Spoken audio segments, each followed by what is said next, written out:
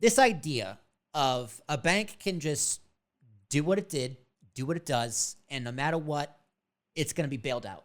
Now, that doesn't sound sustainable. It sets the precedent that banks can just do whatever they want. They can be reckless. They can pump their stock when it all comes crashing down. Oh, here comes Big Daddy government to save the day.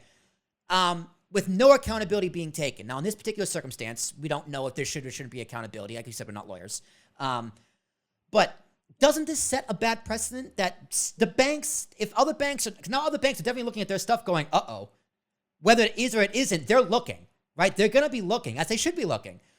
But we shouldn't have this precedent of no matter what, you're going to be bailed out. Just do what you do. We don't care what it is. We're going to bail you out.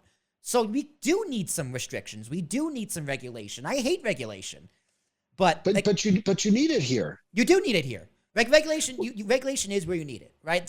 You can point to plenty of examples across the market where regulation is ridiculous, whether it's from unions or from this or that or the other, it's too much red tape. But in this circumstance, this is our banks. This is the money. This is literally the confidence which the market runs on. Yeah, regulate the shit out of it, of course. And this becomes the issue, because remember, one of the phrases that you hear a lot is other people's money. And so if you have no regulation, you're incentivized to do crazy, to take risks with other people's money. It becomes heads I win, tails you lose. Yep. If the government to me. Well, I'm thinking from the banker point of view. If I have no bank regulation, and I'm taking in these deposits, I'm incentivized to just take whatever, I'll take whatever crazy risk I can with that money, because if it works, I'll get paid back enormously. If I'm the main stockholder in the bank, my stock will go up. I'll be able to pay myself a lot of money, and et cetera, et cetera. And if it loses, well, all right, well, I lose, but other people lose worse than me. And that's why you need regulation, because the banks are fiduciaries. We expect the banks to operate in some way, shape, or form in our best interests. The ironic thing here about SVB is, on the surface, they weren't actually taking crazy risks. They took stupid risks. They didn't understand liquidity. They didn't understand what might happen to liquidity conditions, to duration mismatches, to short versus long-term rates, et cetera. But they actually weren't lending it in crazy ways. A lot of the banks in the global financial crisis were lending it in crazy ways, lending it to making mortgage loans to borrowers who really had no business being able to pay them back. That's a crazy thing with other people's money and a loophole in regulation. This was more just, again, this should have been caught. Someone was asleep at the switch because they should have this should have been picked up earlier than it was. But this one, this one is actually a strange one, because it wasn't necessarily, on the surface, it wasn't necessarily an undue credit risk. They weren't doing anything truly overtly stupid or risky with the money. They were investing it in very high credit securities. But the problem is they didn't understand some of the other risks that go along in banking, which are much less subtle than just credit risk. So it all comes down to leadership, right? Like most things, it comes down to leadership. So I'm glad you mentioned leadership, because one of the leaders, a man named by the name of Joseph Gentile, if you don't know who that is, he was the former chief financial officer at Lehman Brothers, global investment bank, which, as we all know, went bankrupt in 2008.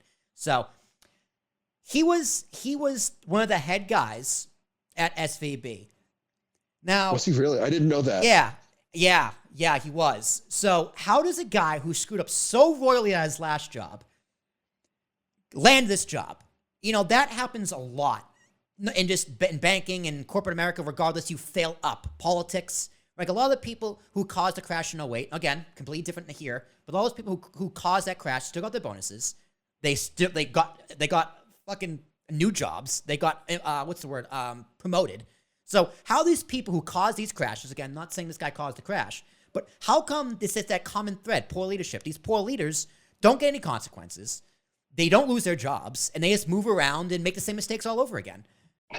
I've always noticed the phenomenon, and I was having this conversation. I was out to dinner with some guys I know from the industry a few weeks ago, and we were talking about some people we knew who seemed to fall upwards. Yeah.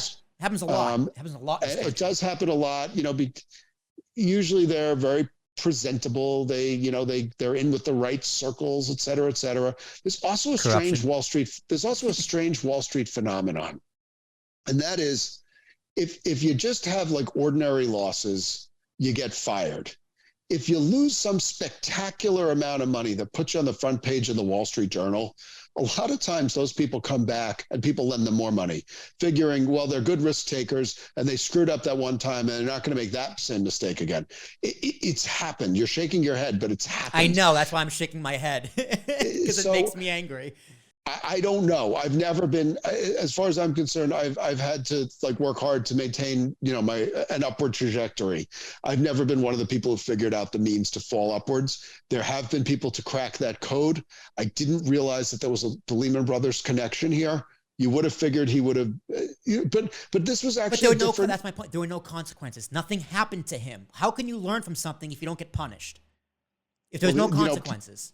That's a whole other argument. We don't have enough time for it. I'm starting to lose my voice having talked all day. Yeah,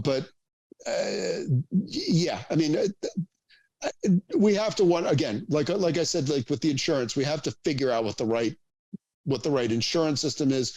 We probably do need to figure out there has to be checks and balances. It's pretty clear that the consequences to screwing up in this manner tend to be just financial, and it's not even clear they're big enough financially.